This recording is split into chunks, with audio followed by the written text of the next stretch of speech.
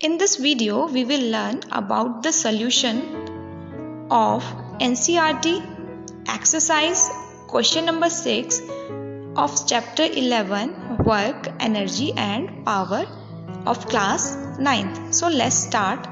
Question number 6 says the potential energy of freely falling object decreases progressively.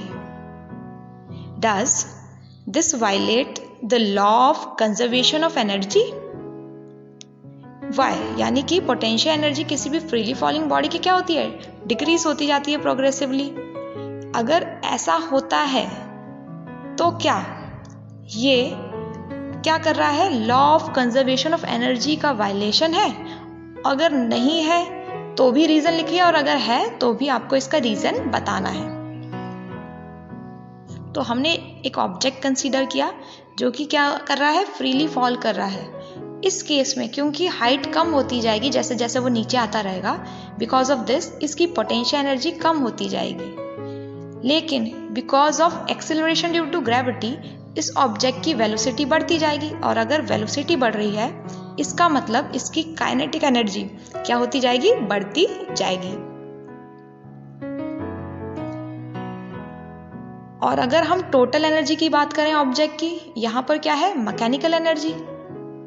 तो ये जो mechanical energy है इस ऑब्जेक्ट की वो क्या रहेगी, वो कंजर्व्ड बनी रहेगी, यानी कि उसमें कोई भी चेंज नहीं आएगा. क्यों नहीं आएगा?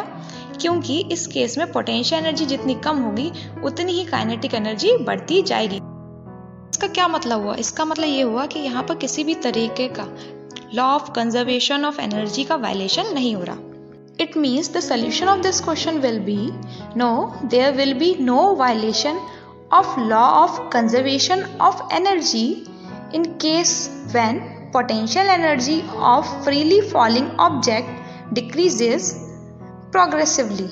Because क्या हो रहा है यहाँ पर, in this case the potential energy decreases because of decrease in height, but because of acceleration due to gravity the velocity of object increases and hence its kinetic energy increases progressively.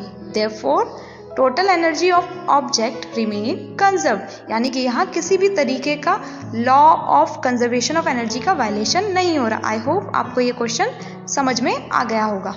Thank you.